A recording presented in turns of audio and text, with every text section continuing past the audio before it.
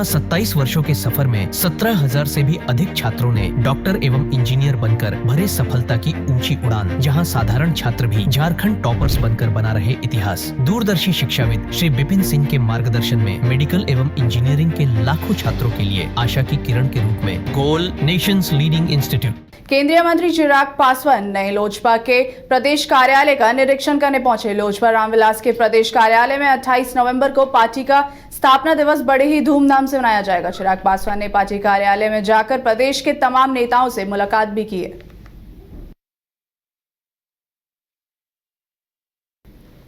केंद्रीय मंत्री चिराग पासवान ने अपने चाचा पशुपति पारस पर बड़ा बयान दिया है। उन्होंने कहा कि उनकी बातें छोड़ दीजिए, वह एनडीए में थे ही नहीं।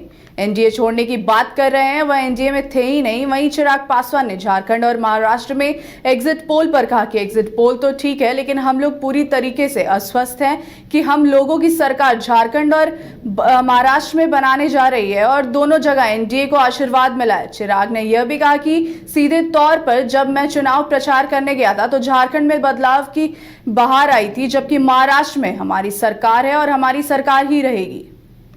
एग्जिट पोल ही नहीं, जब परिणाम भी आएंगे उसमें भी आप देखिएगा एनडीए को पूरी बढ़त उसमें रहेगी।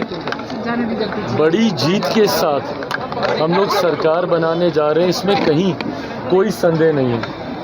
झारखंड में भी हम प्रचार के लिए गए थे, महाराष्ट्र में भी हम प्रचार के लिए गए थे और दोनों जगह जाकर जो जानकारी जनता के साथ इंटरेक्ट कर हासिल हुई है, उसी के आधार पर इस बात को इतनी प्रमुखता से मैं कह सकता हूं कि 23 तारीख को जब परिणाम आएंगे, झारखंड में लोग बदलाव का मन बना चुके हैं। एक मजबूत प्रधानमंत्री जी के सोच वाली सरकार वहां पे बनने जा रही है। तो वहीं महाराष्ट्र में एक बार फिर से एनडीए सरकार पर लोग पुनः अपना विश्वास जताने की सोच के साथ उन्होंने 20 तारीख को मतदान किया है। 23 तारीख को दोनों जगह हम लोग की सरकार बनेगी। नियुक्ति पत्र कल बांटा गया है, उसको लेकर के क्रेडिट लेने की होड़ मची है। राजद के नेताओं के द्वारा कहा जा रहा है कि ये सब तो तेजस्वी यादव के नेतृत्व में तय हुआ था। प्रभु, सब उन्हीं के नेतृत्व में हुआ है। जितनी चीजें हुई हैं सब उन्हीं के नेतृत्व में हुआ। केंद्रीय खेल मंत्री मनसुख मांडविया ने बापू टावर में जाकर निरीक्षण किया। वहीं केंद्रीय मंत्री महात्मा गांधी के जीवन पर आधारित चित्रों को देखकर काफी खुश हुए और उन्होंने कहा कि केंद्र सरकार खेल के लिए देश खिलाड़ियों को प्रोत्साहित कर रहा है। प्रतिभा को पहचानने के लिए बड़े स्तर पर आयोजन किया जा रहा है। केंद्र और राज्य की सरकार सहयोग से यह कार्य चला रहा है। 2026 ओलंपिक के लिए हमें खिलाड़ियों को आगे लाना होगा। केंद्र सरकार खेल को बढ़ावा देने के लिए निजी क्षेत्र के संस्था के साथ मिलकर कार्य करेगी। देश में बेहतर खिलाड़ी बनाने के लिए देश में अपने कोच बनाने होंगे। केंद्र सरकार इस पर गंभीरता से कार्य कर रही है। खेल को बढ़ावा दिया जा रहा है। खेलो इंडिया के साथ कदम से कदम मिला के बिहार सरकार ने भी हर विलेज लेवल पर, ब्लॉक लेवल पर और डिस्ट्रिक्ट लेवल पर स्पोर्ट्स इंफ्रास्ट्रक्चर बनाना चालू करा है। कई ब्लॉक लेवल पर स्पोर्ट्स इंफ्रास्ट्रक्चर बन के रेडी भी हो चुका है। रग्बी यहाँ का महत्वपूर्ण और पॉपुलर गेम्स है। मैंने देखा जिस तरह से यहाँ के प्लेयर स्पोर्ट्स में रुचि ले रहे हैं, अपनी कैरियर बना रहा है। मैं आज मीडिया के द्वारा देश के यूथ को संदेश देना चाहता हूँ कि स्पोर्ट्स भी एक कैरियर है और हम उसको कैरियर के रूप में ले सकते। घर के लिए ग्रोसरीज की जरूरत हो या चाहिए फल और सब्जी, डेयरी या बेकरी प्रोडक्ट्स चाहिए या beverages, snacks and branded foods चाहिए हो या ब्यूटी प्रोडक्ट्स, अब इनके लिए अलग अलग दुकानों की तलाश हुई खत्म, क्योंकि रांची में खुल गया है केस्टो मार्ट, जो रखे आपका और आपके बजट का ख्याल।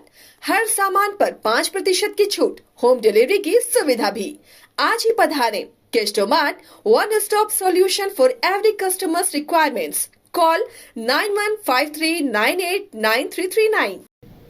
केंद्रीय मंत्रियों के बिहार दौरे पर विपक्ष की ओर से सवाल खड़े करने पर बिहार सरकार की मंत्री शीला मंडल ने कहा कि बिहार इस देश का ही हिस्सा है। अगर केंद्रीय मंत्री योजनाओं के सिलसिले में यहाँ आते हैं तो इसमें बुराई क्या है। बिहार में बेहतर काम हो रहा है। अंतर्राष्ट्रीय हॉकी मैच हुआ, भारतीय टीम जीती, विपक्ष को ये भी देखना चाहिए। वहीं यातायात नियम नहीं मानने वालों पर उन्होंने कहा कि बिहार के लोग तब दिल्ली मुंबई जाते हैं तो नियमों का अच्छी तरह पालन करते हैं, यहाँ भी उन्हें नियम का पालन करना चाहिए।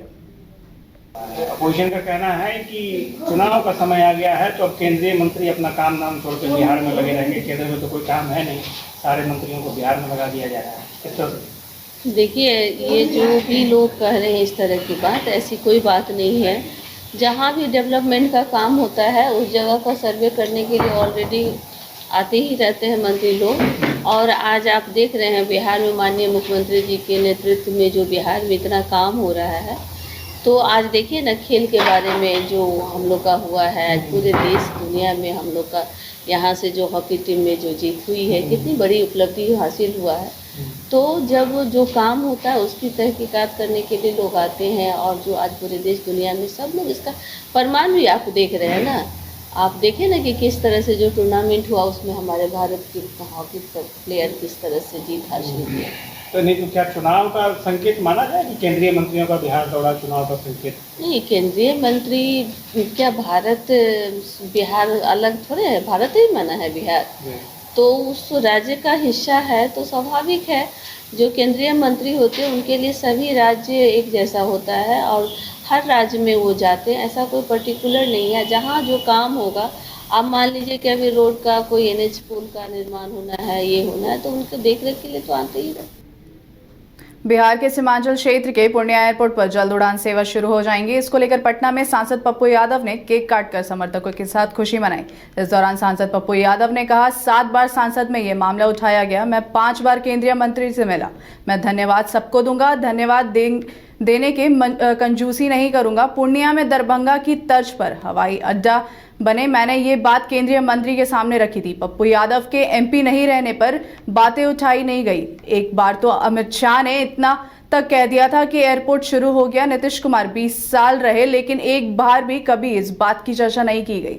मैंने जनता से कई वादा किया, जिसमें एयरपोर्ट का भी वादा था। 5 वादा मैं अब तक पूरा कर चुका हूँ।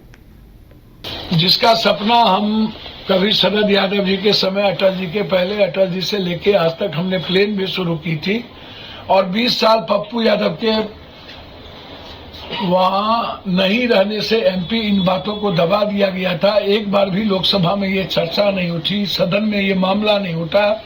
एक बार भी 11 साल प्रधानमंत्री रहने के बावजूद भी कभी इस बात का जिक्र नहीं हुआ। एक बार अमित शाह जी ने तो यहाँ तक कह दिया था कि एयरपोर्ट शुरू हो गए, जबकि जमीन अधिग्रहण भी नहीं हुआ था। नीतीश कुमार जी 20 साल रहे, लेकिन कभी एक बार भी पूर्णिया जमीन के बारे में चर्चा तक नहीं। लेकिन मैंने 4 महीने के वादे किए थे कि 4 महीने मेरे लिए काफी होगा।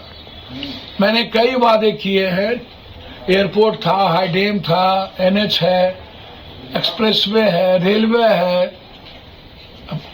अस्पताल है, भ्रष्टाचार है, जिसमें पहला वादा एयरपोर्ट था। मैं लगभग 5 वादे अपने पूरा कर चुका हूँ।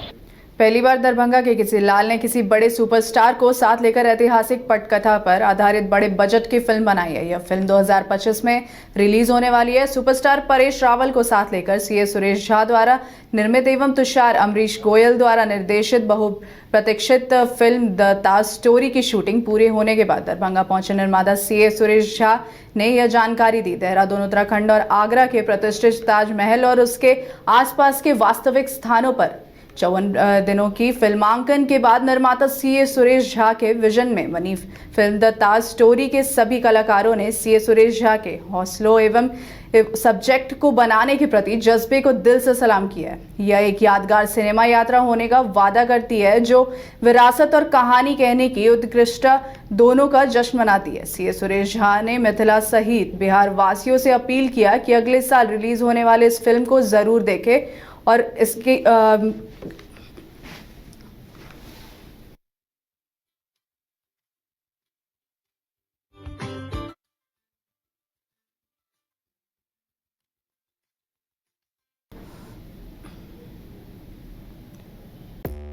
5 राज्य, 61 शहर, 150 प्रोजेक्ट और एक वास्तु विहार।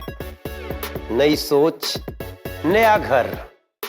बनाए रखिए अपना प्यार, सेवा में है वास्तु विहार।